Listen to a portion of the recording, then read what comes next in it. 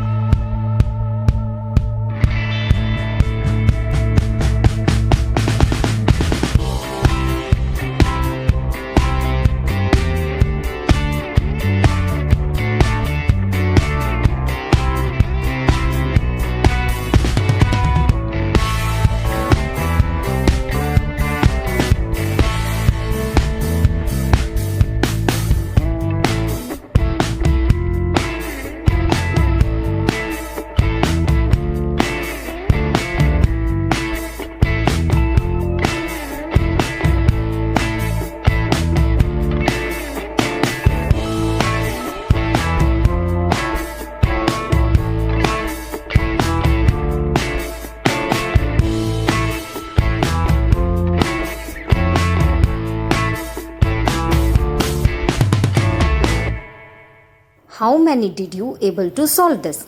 Try it. Thank you. Don't forget to subscribe our channel and like our video.